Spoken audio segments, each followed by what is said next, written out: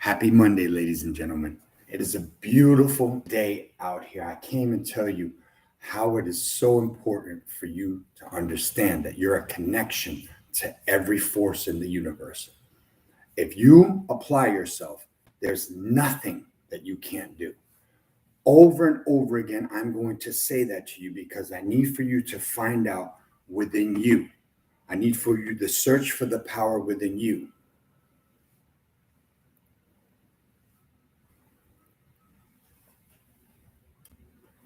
That's what Superman does when he comes out the phone booth, or Superwoman.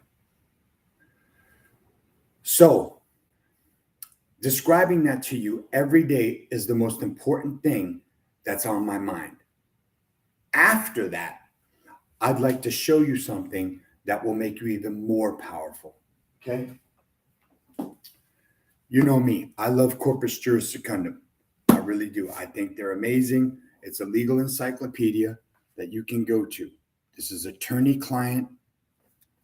This is Corpus Juris Secundum, Volume 7A, Attorney-Client 61 to end. This word right here, I'm not even going to pronounce it because it doesn't apply to now. Okay, so this is like for audits. It says audita curella. The other day I looked up the word bond. Okay, I was reading something out of what's the name of that book? I use it to study the Constitution.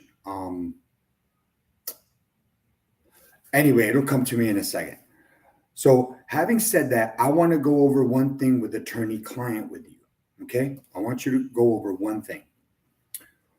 When you hire an attorney, what you do is you subject yourself to the jurisdiction of that court. Okay, it's very important that you understand that. Okay, now I'm going to come out of this book right here because how you subject yourself to the jurisdiction of that court is because you make a general appearance. We don't do that. I wouldn't do that. You do what you want. You need to figure out what's best for you. I'm not an attorney. This is not legal advice. If you want legal advice, go hire an attorney. I reserve all my rights with explicit reservation without prejudice. So, here, coming out of Corpus Juris Secundum, Volume 7A, Section 239, appearance. Okay? An attorney who has been specifically authorized and requested to enter an appearance for a party has authority to do so, and it is well settled that the employment or retainer, that's the agreement that you sign, is called a retainer, of an attorney to prosecute or defend litigation gives him or her the general, applied, or apparent authority to blind the client or party by or for whom he or she was employed by the entry of a general appearance in the cause. Do you see that? Pay attention. Please pay attention. Corpus Juris Secundum, Volume 7A, Section 239. Blind, it says here. Again, I'm going to read it again to you, just that small section. Gives him or her the general, implied, or apparent authority to blind the client or party by or for whom he or she was employed by the entry of a general appearance in the cause. I show you in the law where you can make a special appearance, not a general appearance. Understood? General appearance, special appearance. If it were me, I'd be making a special appearance. You need to figure out what's best for you. So, having said that, I could read more of this. While the general appearance by an attorney submits his or her client to the jurisdiction of the court of the appearance has been authorized, it has also been held that no specific authority to enter a general appearance is necessary, and that a client may be bound by his or her attorney's general appearance, although the authority actually granted was to make only a special appearance. You see, I am coming out of their book, ladies and gentlemen, their book. If an attorney tells you that what I'm saying to you is not true, they're going to have to argue with Mr. Corpus Juris Secundum, okay? Not me. These are not my words. I'm coming out of their book, and the case law is right here on the bottom. You see? Let me see. Where's appearance? Appearance is right here. You see?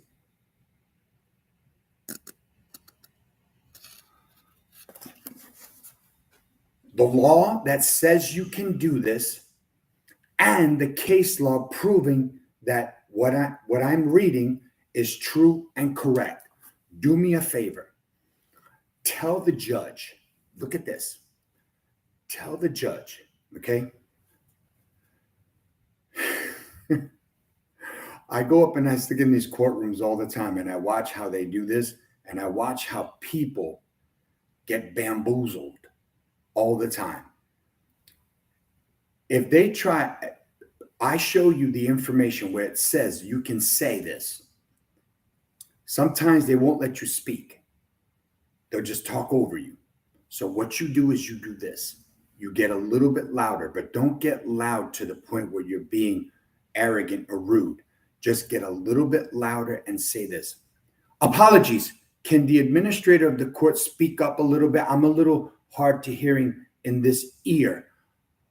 Or would you be willing to sign an affidavit under the penalty of perjury, accepting full commercial liability to what this is saying is not true and correct? So interrupt, but interrupt in a way where you're not going to be looked at as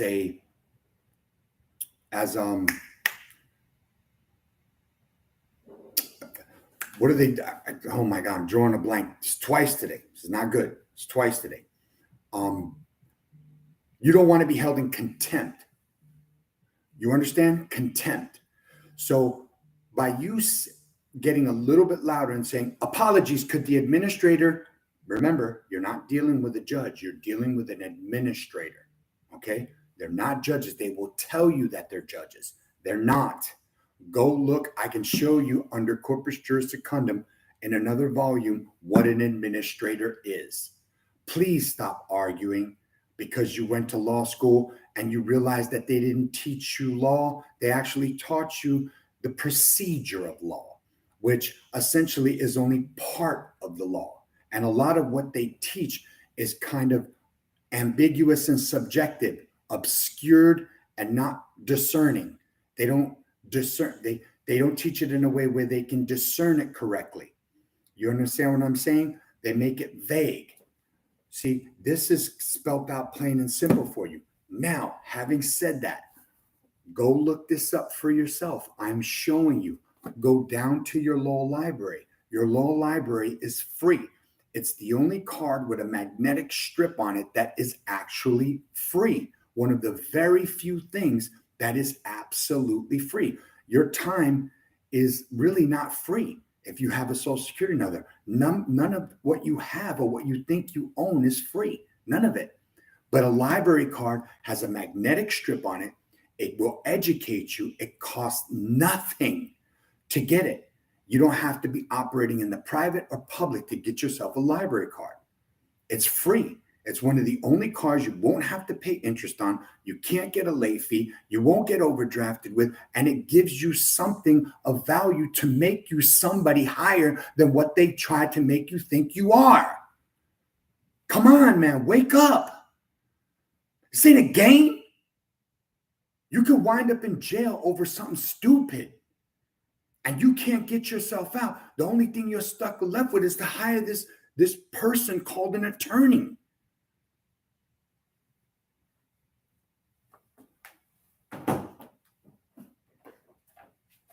Now, having said that, I want to go over a little bit more with you to educate you and make you understand how you can come back with the force. When Luke had the force with him, nothing was stopping him. This is how you show back up. You show back up with the force. And the force comes from within you.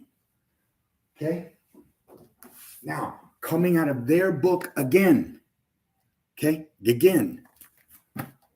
You have to understand what it is to be released. Okay?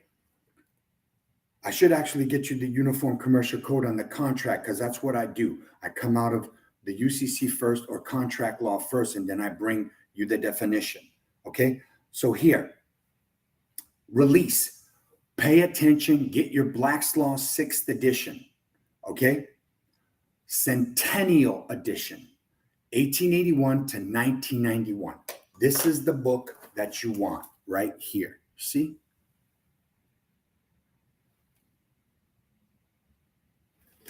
Okay? Once again, if an attorney denies you that what I'm saying is not true and correct, tell him to put a comment here. Tomorrow, I'm going to do a video on case law. I have case numbers and case laws for you to go look up, and I got references for you to call live people who I've shown where this information was. They've applied it and won. One person, his name is Dennis DeVere. He lives out in Illinois. There are strict gun laws in these Democratic states. I told him not to do this. He went against my advice, and he took the tags off his car. He got rid of his driver's license, cut it up in pieces. He went and he covered the VIN number to the car.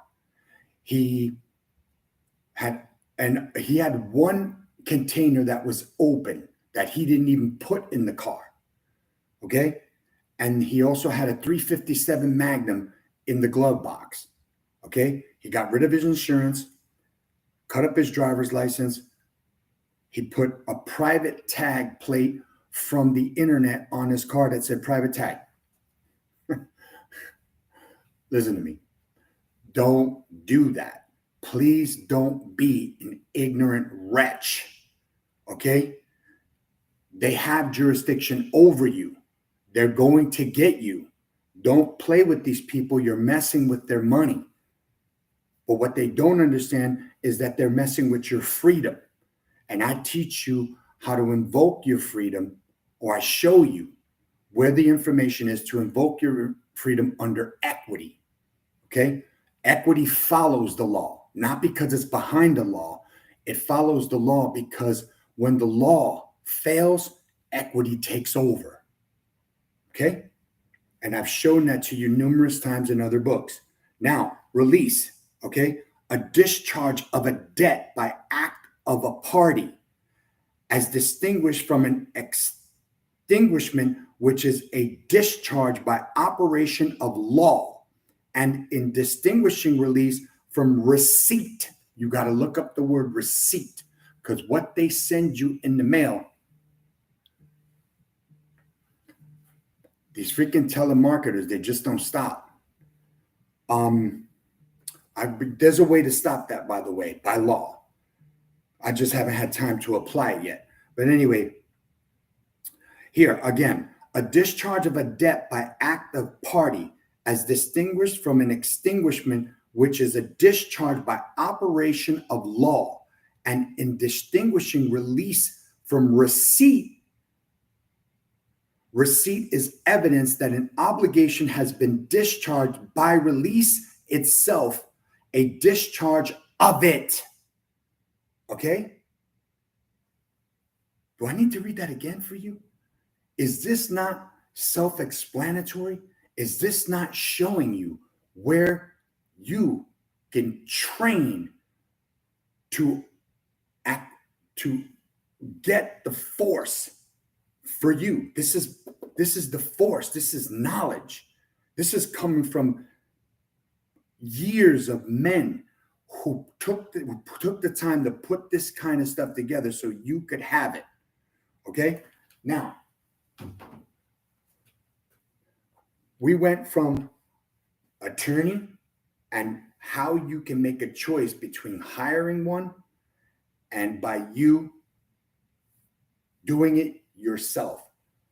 I read the case law for Oliver North. Remember, Oliver North was being accused for international crimes and crimes that they said he did.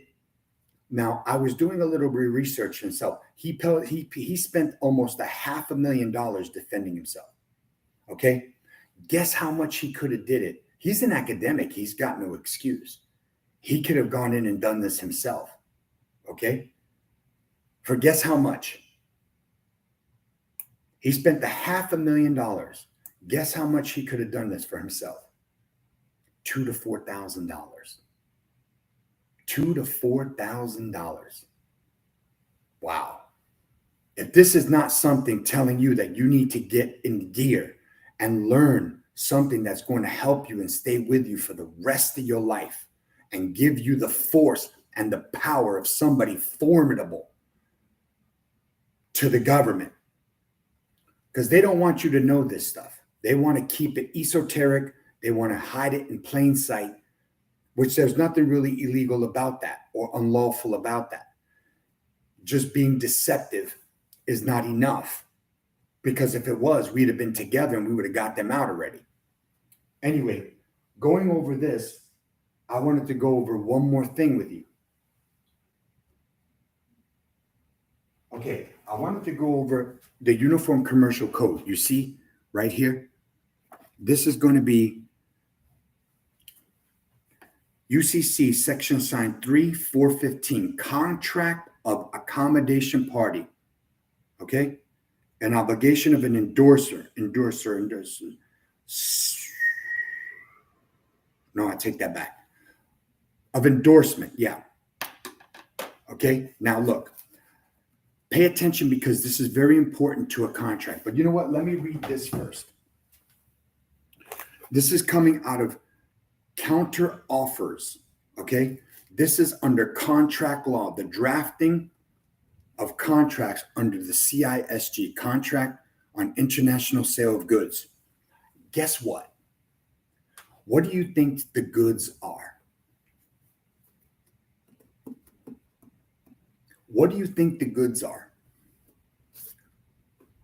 Don't answer that question. I'm going to tell you. You're the goods. At least that's how I see it.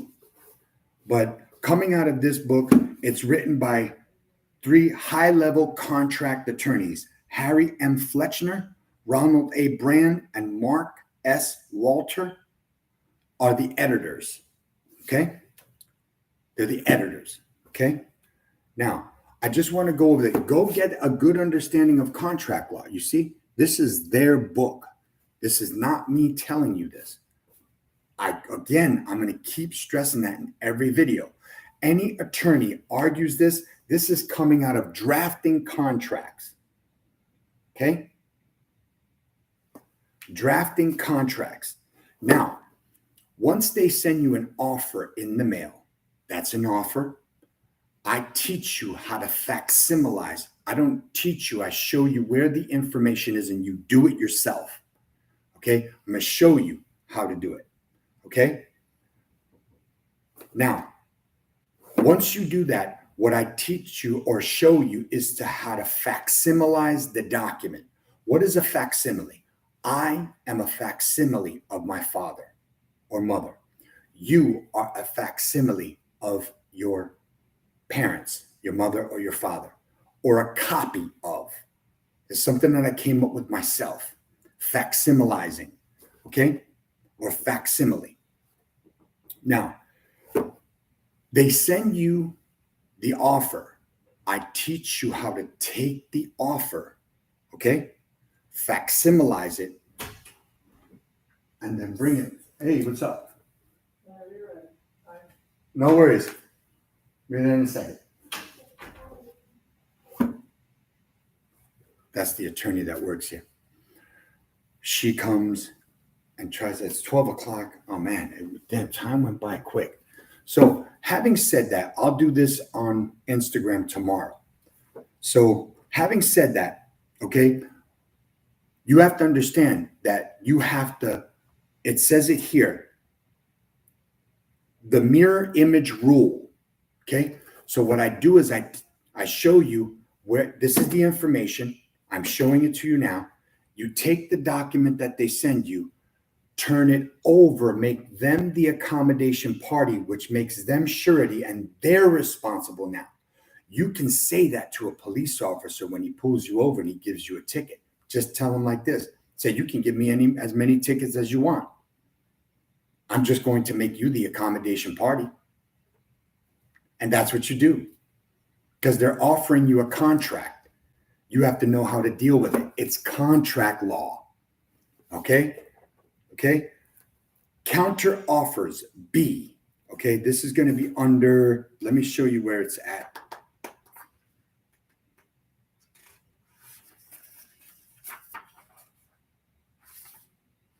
It's going to be on page 314, and what you essentially want to study is a counter offer. Okay, B, counter offers. C.I.S.G. Article 19 is a beautiful provision because it overcomes the rigidity, which is rigidity, help me say that, rigidity of applying the mirror image rule to contract formation, making a distinction between terms that materially alter the term of the offer, counter offer, in parentheses, and those that do not, acceptance. Let me read that to you again, okay? Counter offer, because this is what you're doing, okay? The C.I.S.G. Article 19 is a beautiful provision because it overcomes the rigidity of applying the mirror image rule to contract formation, making a distinction between terms that materially alter the term of the offer. Counter offer is in parentheses here. And those that do not, acceptance. You see? So I teach you how to take the document, make them responsible for it, because the only value, the only real money in this system, the only real money of value is the people's credit. That's it, is the people's credit. I'm going to do a video on value. So look, having said that, understanding this part, right? I teach you what to do with the document. And then from here, look at the responsibility of the endorser. Contract of accommodation party, UCC section sign 3-415, right here of the Uniform Commercial Code. See?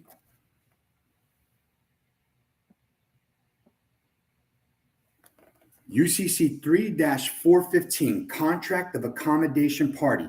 1, an accommodation party is one who signs the instrument in any capacity for the purpose of lending his name to another party to it. See, I just went over that. 2, when the instrument has been taken for value,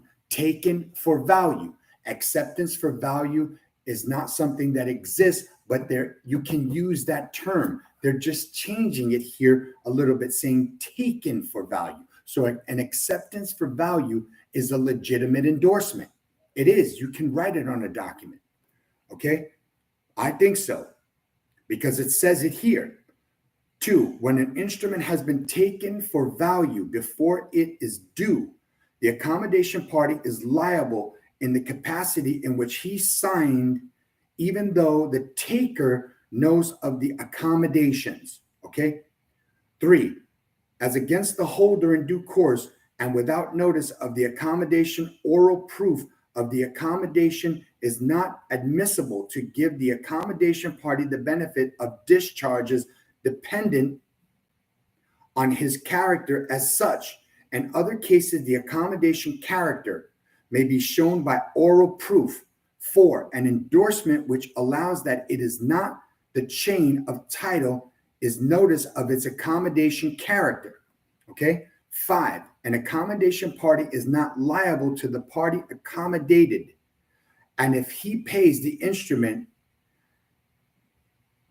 the instrument has the right of recourse on the instrument against such party, sans recourse, without recourse. Now, you see, I just read it. You make them the accommodation party. Got it? This is a beautiful day. Come on. This is Jedi training. This is Jedi training. You want to see me move this book with my hand? No, I'm not going to do it. You know why? Because you're going to say it's a CGI. You can do anything. There's a picture of Malcolm X going like this. He ain't shooting himself in the head. He's just telling you that this is where it is. You know, I think he made a lot of mistakes in his application of who he chose to trust. Very intelligent individual, though. Extremely intelligent. Malcolm X is somebody that, wow. Wow. He's just truly an incredible person. Man. But we all make mistakes. Just be careful on who you choose to trust. That's where I think he made a mistake. But we all make mistakes. You can't give your trust away like that, people. Don't do that. Please. I show you with these people, they do not respect weaknesses. You don't trust any of them. I'm not telling you to distrust them. I'm telling you to calculate who you trust. Don't just trust anybody. Calculate your negotiation. Apply it. You know, you can calculate almost everything. Are you always going to come out right? No. But do the best you can. Calculate your risk. Okay? Let somebody prove something to you. I'm showing you where it is in their law books. Anyone denying this needs to get themselves psychologically evaluated. If you're telling me that this is not true and correct, I'm teaching you how to make them the accommodation party, which makes them surety. Surety is responsible party. You're not responsible for that. You didn't create that contract. You didn't create that. They did. Okay. Now, having said that, listen, it's been a wonderful day. I'm going to go outside. I'm probably going to go free diving today if I can get a chance. But here is where I'm stuck. I love to be in here. There's nothing that catches my attention than knowledge. Okay. You have to find and go out there and see what's best for you. Give me a call. My name is Daniel Garcia. My number is 954-260-9327. That's 954-260-9327. Okay? My Christian name is Daniel Garcia. I appreciate you. I'm hoping to be with you on this earth and to be with you forever in the afterlife. You have a great day. We'll see you real soon.